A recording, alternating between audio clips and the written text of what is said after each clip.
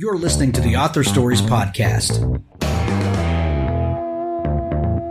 bringing you the story behind the stories and the storytellers. Margaret White, Terry Brooks, Sheena Kamal, Matthew Quick, JT Ellison, Walt D. Williams, Brad Ford, Corey Dr. O, Brandon Sanderson, Robin Mott, Ernest Klein, Jim Butcher, Sherwin Harris. Visit hankgarner.com for archives of all the shows. Today's guest is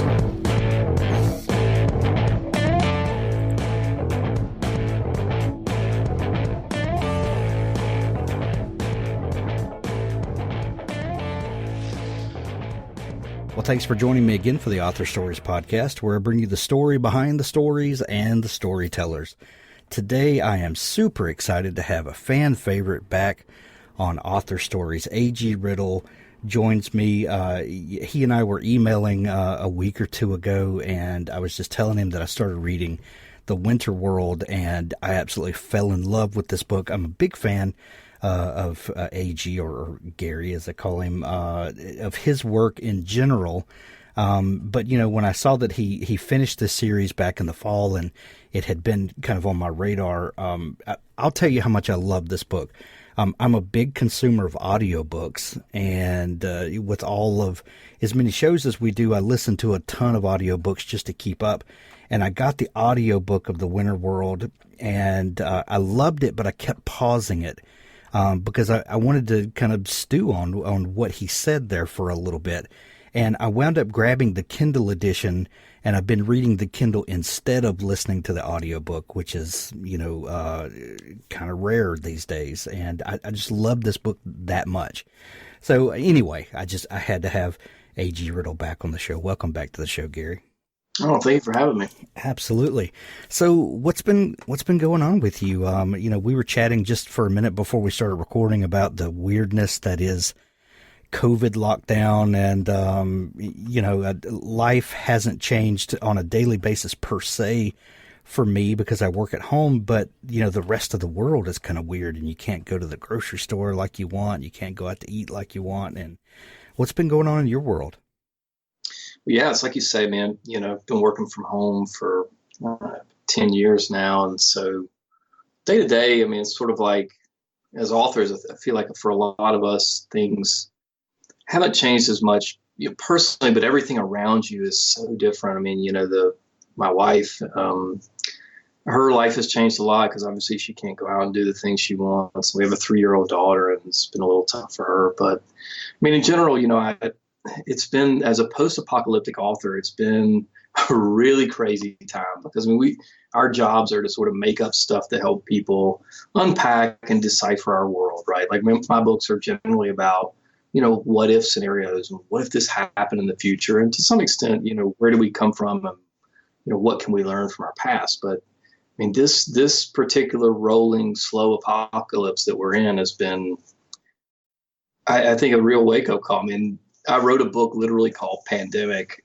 Yes. It came out in 2017. So, I mean, it's been tough to catch up, you know, stay on top of emails. People email me like, hey, you know, but, you know, crazy stuff like the toilet paper thing, man, I did not see that coming, right? Like, I know tons about epidemiology, but never in a million years did I think toilet papers can go out of stock. Yeah, the things that people kind of focus on is fascinating. If this did nothing, you know, then give us a dry run for the apocalypse, it just tells me that we haven't predicted anything right.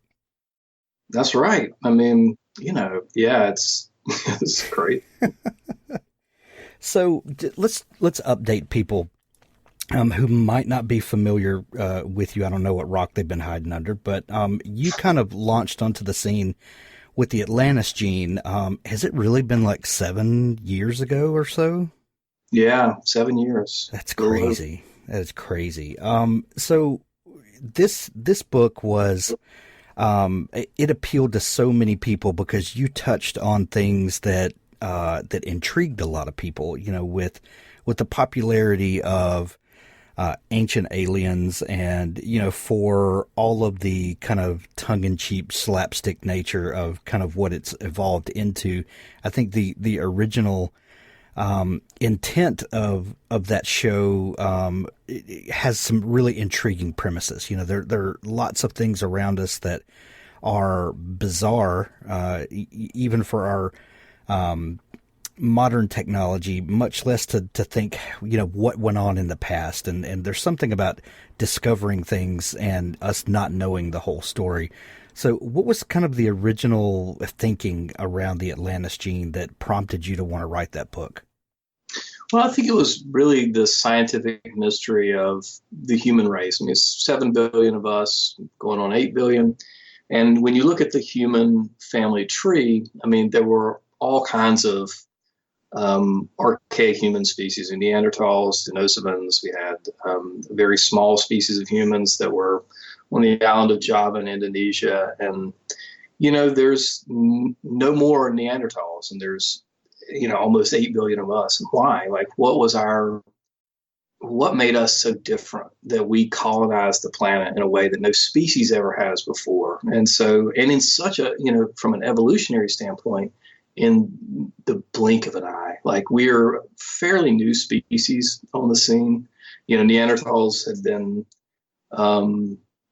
existent for 500,000 years, and we wiped them out. And, in terms of when we cohabitated with them in Europe and places in Asia, within literally 20 or 30,000 years, there were none of them. And I mean, there's obviously DNA evidence that there was some integration. But anyway, so that was what really got me started, is, what makes humanity really different? And I think that appeals to a lot of people because we're all kind of searching for answers. And then, I think the thing that made the book really break out was, you have that kind of genetic and evolutionary science, and you tie it in with, ancient archaeology. And the Ancient Aliens shows can veer into the sort of more hokey ideas and stuff. But, the premise is that there are some mysteries in antiquity. I mean, I think the thing that really intrigues people is that you see really advanced stuff in the past, and then you see humanity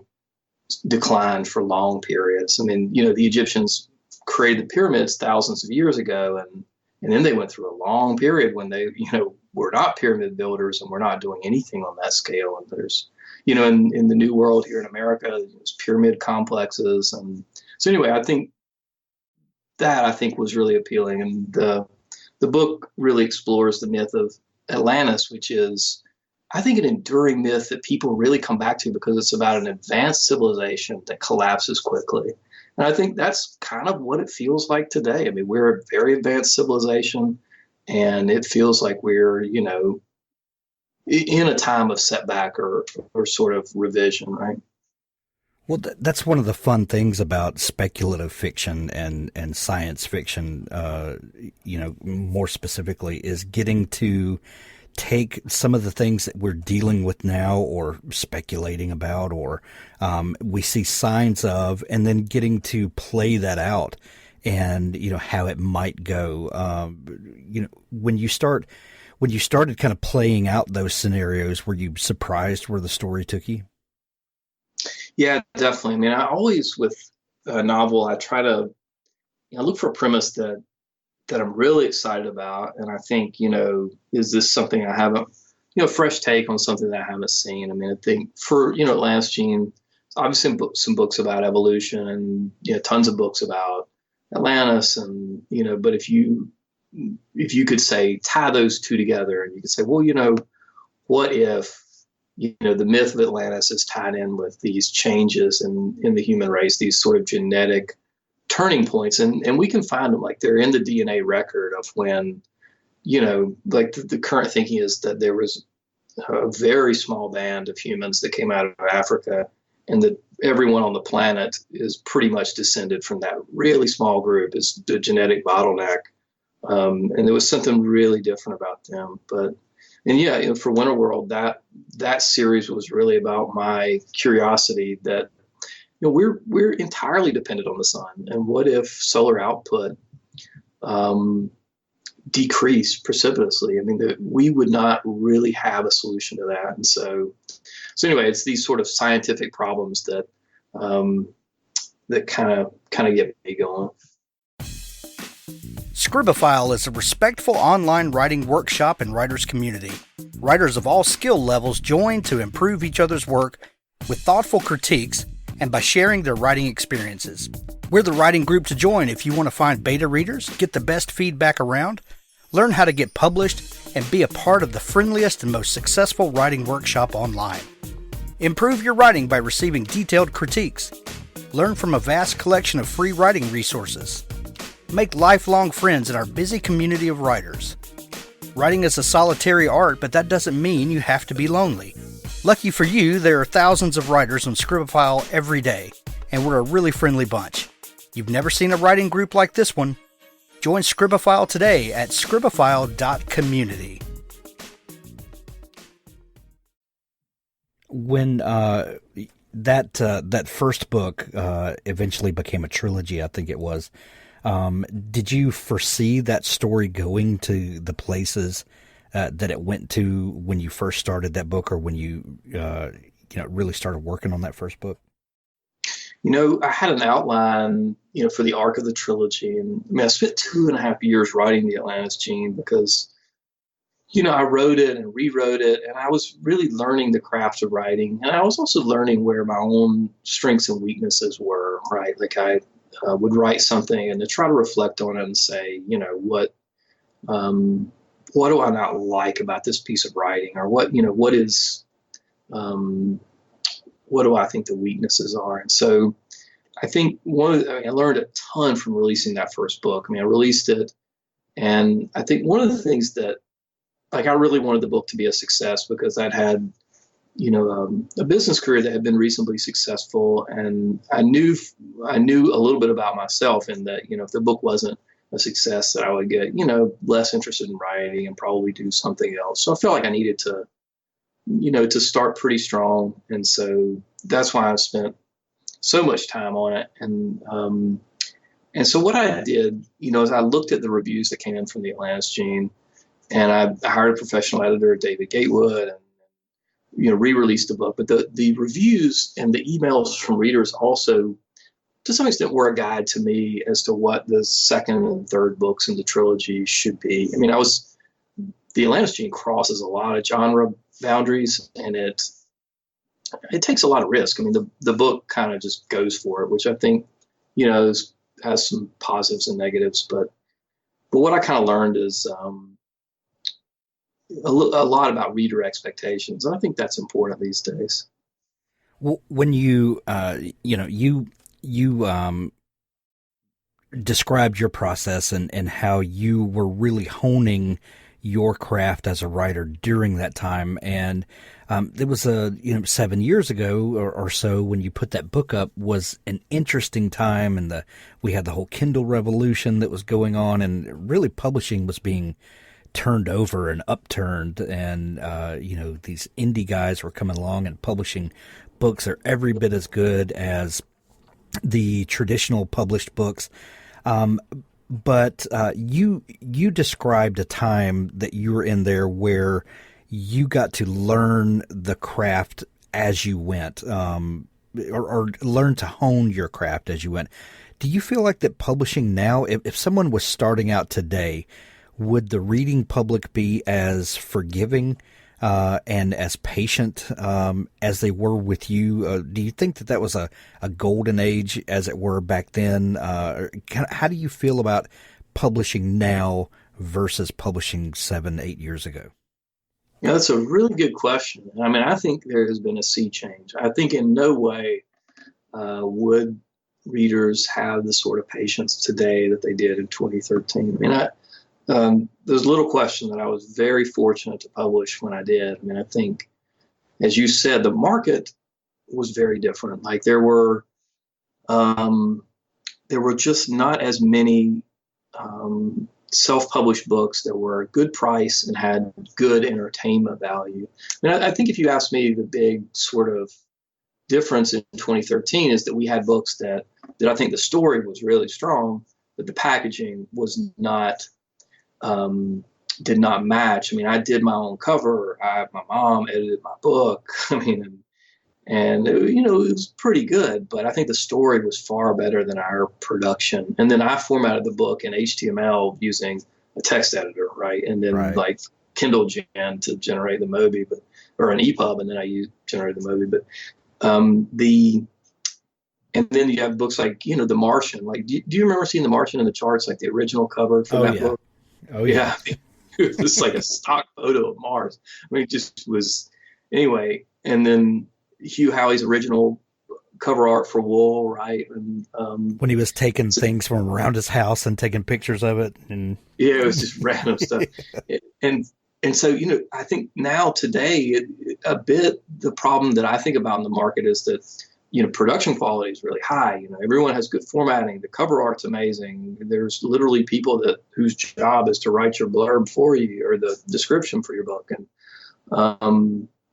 and then I think, the danger is that maybe we're not spending as much time on craft and meeting reader expectations when they open the books.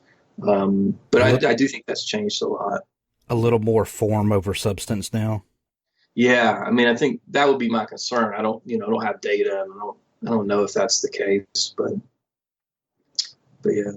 So after that book, and we know that you released Departure and Pandemic, that we talked a little bit about there. When you decide to take on a new project, and shifting from, the Atlantis Gene to something like Departure, and then Pandemic, what is it that intrigues you that gets you to turn your focus to a new world, as it were, or a new set of problems? What's that kernel of an idea that starts getting your wheels turning? My biggest problem as a writer, like I've got a long list of weaknesses and some strengths that help me, continue to do this full time. But probably the biggest problem is deciding on which story to write. I mean, I just have tons of ideas, but what I do is I try to trust my gut, and it's always the story that I keep coming back to, and that's the one that I'm like, if I don't write this, if I wake up one morning and I see a book in the charts that's like this premise, I would just be crushed that I didn't work on it and didn't write it. I mean, I guess that's like the fear of loss. Maybe that's not healthy, but I do think that there's a couple of things, right? Like, I think that if you're trying to decide on which story to write, I'm a big believer you've got to write your passion. You got to figure out what you're really on fire to write, because I think that you're going to write that better than anyone else. And I think that that's the story that you're going to write the best. And then I think if you're doing this to make a living and profit is important, I think you might have to steer that story into whatever commercial lane it can find the most readers in. So in a sense, I write what I'm passionate about, and I publish what I think is going to be viable in the marketplace, if that makes sense. Absolutely. Which, turns my attention over to the Winter World. I love this book, in that you have the dual, focal points, with, the one chapter we see, from his eyes, another chapter we see from her eyes, and we're telling two different stories until they merge. What was the first inkling that brought this story about for you? So the kernel for Winter World was this idea that, we on Earth humans as a group can solve really tough problems. I mean, you look at what we've done technologically in the past 100 years, and it is mind-blowing. I mean, we're riding around in the year 1900. I mean, it's horse and buggy set up, and electricity is fairly new on the scene, and look where we are now.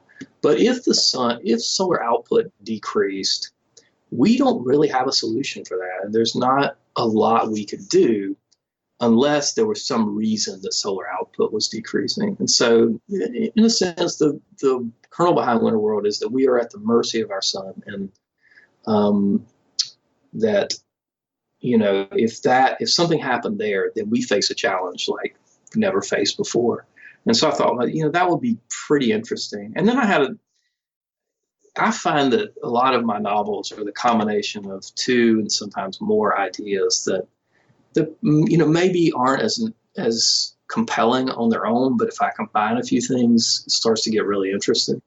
And this is a bit of a spoiler for Winterworld, but Winterworld is, the arc of the story is about a group of scientists that go into space to try to figure out why solar output is falling. They've sent probes into the solar system and they've discovered an object that's drifting towards the sun. And so they don't know if this object is related to what's happening, if it's causing it, or if it's an observer or something left over from a long time ago. But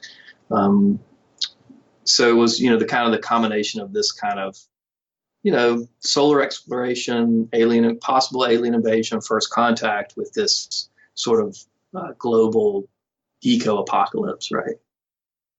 And we experienced the story through, like I talked about a minute ago, the kind of dual narratives of Dr. Emma Matthews and Dr. James Sinclair.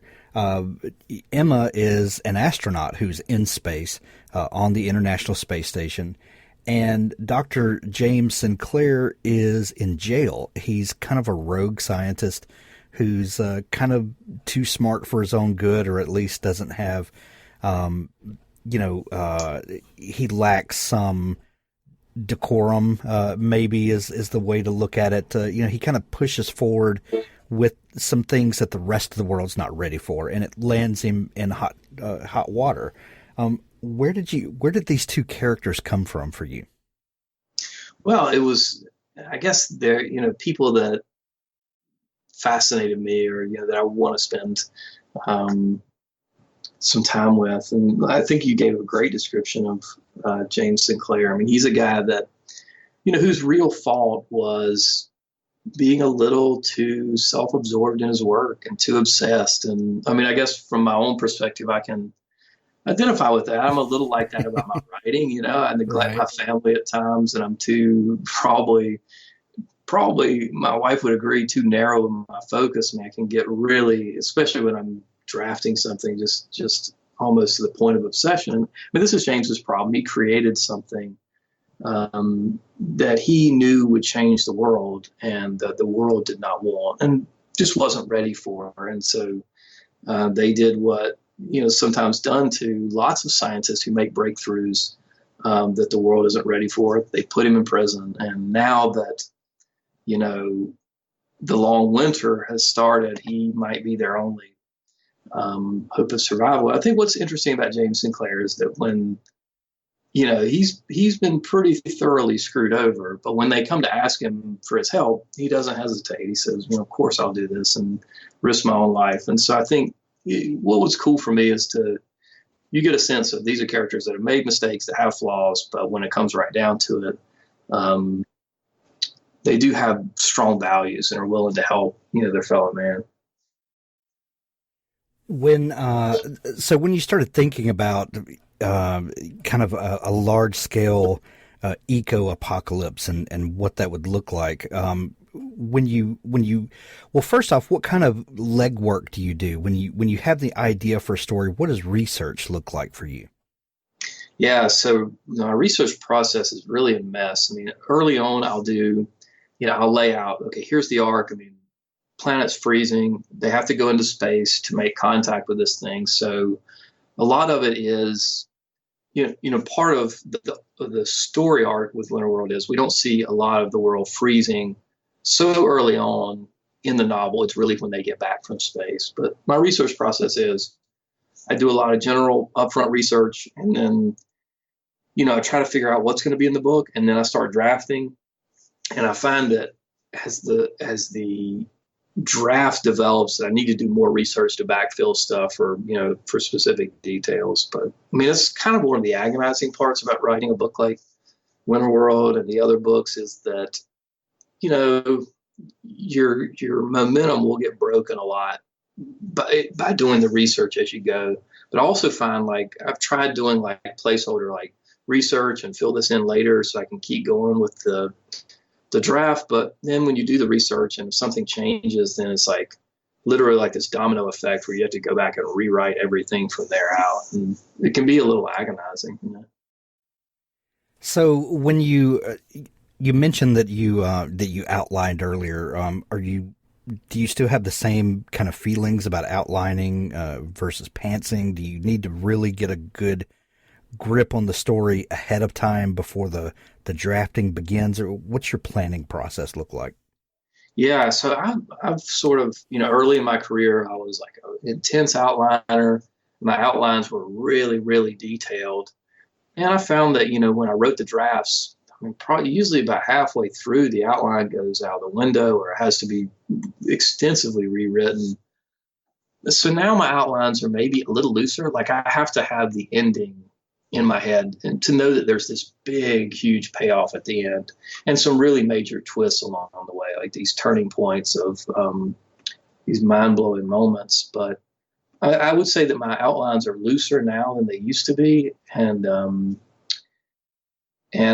I think that the process, you got to find the process that works for you. Like for me, I think I would be happier if I was a pantser, but I don't know that my work would be better. And I think so overall, like at the end of the day, I'm globally more happy about producing work that I'm, really proud of. And so having an outline where I say, here's these turning points, here's this mind-blowing moment, and here's this amazing ending really helps me get to a better product. But I think for some writers, pantsing it for them creates a better product. So I think early in your career, it's a matter of exploration and experimentation to see what works. World Anvil is a browser-based world-building platform designed for all world builders, writers and novelists, dungeon masters, game developers, and everyone else. World Anvil keeps your world setting safe and organized, helps you find your characters, locations, plots, timelines, and maps quickly and easily as you write. Then, if you choose, you can showcase your amazing world building to the world, beautifully and interactively, to keep your readers engaged.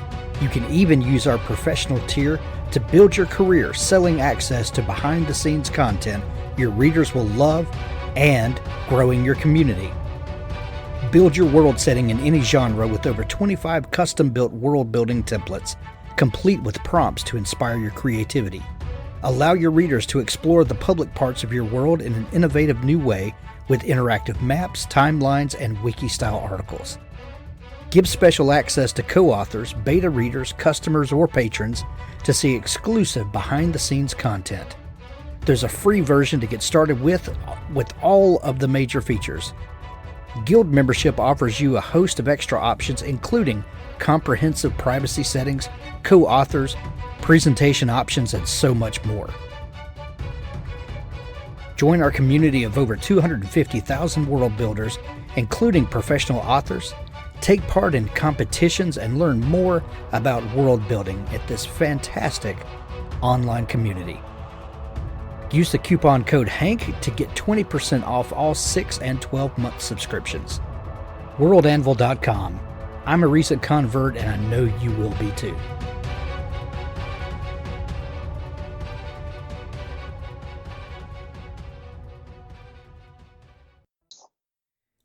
And finding what works for you and embracing that, I guess, is important, because there's nothing worse than a frustrated writer who is kicking against the bricks because that's what someone else does. And if they're successful, then obviously I need to follow their template. Well, I think there are definitely things we can learn from one another, but your process is your process, I guess. That's right. I really do agree with that. And I really think the only process that works is, take a look at all the templates of success and the routines that people use and figure out which one or the ingredients from each one that is right for you. So the new book series, and you published book 3 late last fall, I think, and finished out this trilogy. How do you feel about, because as indies, we're writers and we're publishers, and you kind of have to wear multiple hats. What do you feel about the trilogy versus the standalone book? And do you feel like that it's more advantageous as a writer to write a trilogy, to think large scale, big scope books? And does that prove out as a publisher to be a good business decision and a good publishing decision. What do you think the reading public is primed for right now? Do they want series? Do they want a standalone? And does that factor into your decision making as a writer? Well, it does. Another really good question. It's something that I've been talking with about other authors, especially folks who are, maybe a little more prone to writing standalones. I mean, I think for me, my opinion is that certain genres lend themselves more to longer story arcs. I mean, epic fantasy, urban fantasy, and certainly science fiction like space opera and, Space Marines tend to be longer story arcs and ongoing series. And if you look at things like techno thrillers, there's a lot more standalones and it's maybe a little more episodic because you have this one big idea and it's like, if you carry that to its conclusion, then, if the world's ended, then where do you go? But I think, and so mine are techno thrillers that are typically trilogies because, as you know, from reading some of this stuff, the world in my series kind of goes through this big blow up and the series is about putting it back together. And once you're back together at the end, there's not a lot more story to tell. There's not a more compelling story to tell after that event than there was before. And so my choice creatively has been to end those. And I do have one standalone. I'm working on standalone now. But to me, it's like,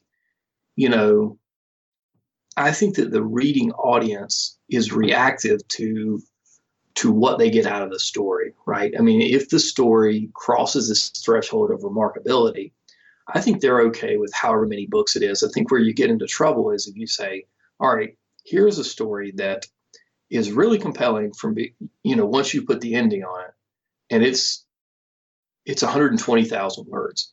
If you publish that as one book, you're probably going to do really well because at the end they're blown away. They tell a friend, they write a review. If you make 40,000 word books and pad them and get them up to 50 or 60, then maybe you're in trouble, right? So I think what I would say, my preference and thinking is that how do you make a book that blows the reader away or exceeds even their expectations of the genre? Because I think that's the true path to success these days. And, with that being said, I do think that having in techno thriller, if you can make a trilogy, like if you can have that really compelling first book, it's incumbent upon you to say, all right, is there a through line to a book 2 or book 3 that is even more compelling, and how do you do it? But I think that's a big struggle for a lot of writers right now, especially in techno thrillers and thrillers and some of these other genres that maybe lean more standalone, right? Because the advertising is getting tougher, and if you can get the read through, you've got more flexibility on advertising. The last few months have been interesting for the publishing industry, especially for traditional publishing. For an industry who obviously leans heavily on Amazon for distribution. Whether they want that or not, it's the truth of book buying nowadays. But my local big bookstore, which is a Books A Million here in the Deep South. It has been closed they just reopened, but reopened with a lot of really weird rules, but was closed for the better part of 3 months. So if you were in that mode and going out and buying, the newest release hardback book, you were really in dire straits if that was, your ingrained book buying mode that you were in. A lot of indies, besides the kind of mental aspects of lockdown and quarantine and all of that, I think a lot of indie authors had a pretty good spring. At least didn't lose a whole lot because their reading audience was already buying on Kindle or maybe Audible audiobooks, maybe ordering paperbacks from Amazon. And, like we talked about in the very beginning, like you and I, these were people that are mostly at home anyway. And, the machine just kept rolling for a lot of authors.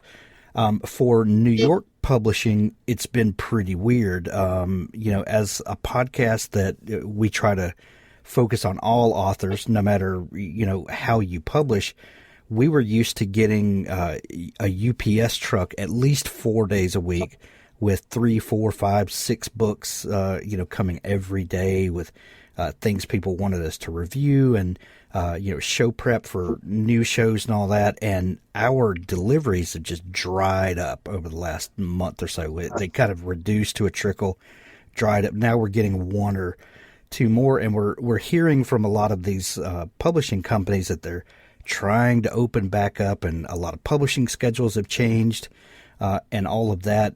What do you think this says for publishing in general? I know we talked a little bit about what it was like as an indie 7 years ago versus today, but book buying in general, do you think this pandemic has had an effect on how we see books, how we buy books, and do you feel like indies are in a better place than they've ever been before?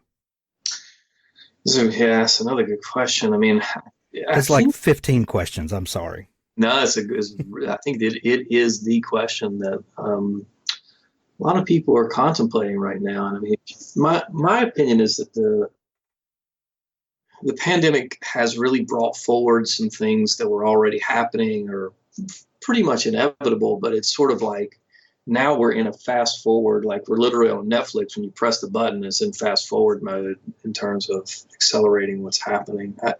I think, a couple of things that are pretty obvious is that there's a ton of people who prefer print, can't particularly get it right now, that are trying ebooks for the first time. And whether they will continue with ebooks, I think, is an open question. And I think the publishers who, I sympathize for anyone who is watching their business be hurt by what's happening right now. I mean, it's sort of like unimaginable time for the local shop owner and, someone who's, got their life savings and their livelihood invested in their business that's kind of being hurt by things that are outside your control. I mean, I think as authors, you talk about the frustration of being an author. There's just so many things outside your control, and it's tough to handle a lot of days. And you have to. I think the thing to do is to try to keep perspective and try to keep healthy perspective on everything can help you a lot. So I think for the publishers, it's a bit of a waiting game, and you have to see what is going to happen after. And I think I'm of the opinion that they should. This is now the time to really start evaluating what they want to do on digital, because it's now happening sooner. And I don't know what their solution is. They still price their ebooks really high, and I don't know if that's the right answer. What's that? I said, yes, they do. Yes, they do. And yeah, it's clear that helps support their print business and their partners in print. But yeah, I don't know what's going to happen. As you mentioned, I think we're maybe 60 or 70% ebook, and then print. Like, we print the books in bulk and ship them to Amazon on pallets and sell them. And then we have audio too. But my accountant called me up earlier this year, and he was like, there's this loan program through the government. You get free money. And my question was, what do we have to show here? And he's like, you have to show that your business has been impacted. And I was like, things are going well here. I don't really think, literally, we can't prove that. And I also don't think it's morally correct. So we didn't do it. But yeah, I think it's a good time to be a predominantly digital business. Say that. What do you think about audio right now? And please don't take my the way I read Winterworld as an endorsement or a disendorsement of audio. I love audiobooks, and I listen to a ton of audiobooks. I wanted to slow down with Winterworld, which is something I never do anymore. But I wanted to slow down and appreciate it more. But I love audio, and I listen to tons and tons of audio. Do you find that that's becoming more of a thing in your catalog, that audio is moving more? And does that change your shift or focus at all? Yeah, I'm a big fan of audio. And I mean, the audiobooks for me are, what I use when I exercise and to some extent at night if I'm too tired to read my Kindle. But the audio is a big part of our business. I mean, the Winter World trilogy, like I've before Winter World, we had always sold the audio rights to Audible, and they had produced and released the books and done a fantastic job. And my agent auctioned the Winter World trilogy rights, and recorded books, bought it for $1.2 million, and they produced the books and did a fantastic job. I mean, the production quality I thought was really high. Like, they sent me a list of, we had all these weird technical scientific terms, and they got the pronunciation right and did a great job. So I think audio is a business that's going to keep growing. I think it's been hurt by the lack of commuting, probably in the last few months, but my feeling is it's going to continue to grow. I think so too. Since you published the last book in the Long Winter Trilogy late last fall, what are you working on now? I know there's got to be something stewing and brewing. Yeah, I've actually been writing on a few things, and I'm in this really tough spot of few things in development and trying to figure out exactly what I want to come out when. And also I think I've kind of gone around and around about what the world wants to read these days. And, my stuff tends to be kind of post-apocalyptic. I mean, the world always ends in my books. I don't know what that says about me. Maybe I'm deeply pessimistic. But, I've just been kind of like, do people want to read these end of the world books? But I mean, apparently they do. I mean, my books are still, very fortunate that they sell well, and they're, finding readers every day. But, so really what I'm working on now the most is a standalone about a group of people who wake up an underground bunker and find out that they're in an experiment to restart the human race, that after some mysterious apocalypse. And, to some extent in quarantine, I think we all kind of feel like that. So, yeah, that's what I'm working on. I know what you mean about people, certainly they're pandemic gun shy right now. I mean, we're literally living in a pandemic. People want to read about that. But what I think people are looking for, Gary, and something that I always take away from your books is there's a kernel of hope, at the end of it. There's something about the human spirit that shines, that allows us to rise above the situation. And while the circumstances are definitely grim, there's something hopeful about the human species. And I think that's what comes through in your books. Yeah, for sure. I mean, that is certainly a theme, is, the triumph over unimaginable odds. And yeah, I think it does. I think that's part of why the books have found such a broad audience. But yeah, I'm like you. That book, Pandemic, I thought, man, with this pandemic going on, that thing's not going to sell. But I've been really surprised by the number of people who want to read Pandemic during a pandemic. But I don't know. It's so awesome. So awesome. Well, Gary, it's always fun to hang out for a little bit, catch up, and talk publishing. If folks are just learning about you, God forbid, where can they find you online to dig into, your great back catalog and all the stuff that you do? Yeah, agriddle.com website. Yeah, it's probably the best place. Excellent. We'll put links to it as well as the newest trilogy, the Long Winter Trilogy, with the first book, Winter World. We'll put links to that in the show notes, and it's always a pleasure getting to talk and catch up. Yeah, thanks for having me. Noveler is the best way to write a novel. Why? Quite simply because we've made it the easiest place to do it. Writing a novel is hard enough. Noveler takes care of all the logistical bits of writing a novel, just leaving that small matter of the words to you. It's a clean, beautiful writing interface with writing analytics, goals and streaks, advanced grammar checking, version control, day, evening, and night modes, and many other features designed to take all the stress out of writing. Tell us what you need and we'll build it. Together, we'll build a better tool. With a design-led approach, all the right tools that you need, Noveler saves all your words constantly, allows you to manage and order your novel easily. It's accessible from any device, desktop or mobile. It syncs to Google Drive and Dropbox. It allows exports in various formats, including ebook and more. It also has nice touches like allowing you to write both offline and online, unique for a web-based platform. Everyone needs help with their writing, from inspiration through to grammar checking, so we're doing our best to provide that support. We integrate that support directly into Noveler. Our advanced grammar checker powered by Pro Writing Aid does everything from spell check to style advice. Our writing courses include the incredible Tim Clare's Couch to ADK. We're really excited to offer all Author Stories listeners 30% off Noveler for a whole year. And it doesn't matter if you choose to sign up for the monthly or annual plan. You'll get 30% off. All you need to do is use the discount code HANK when you sign up. Noveler, Novlr. That's noveler.org.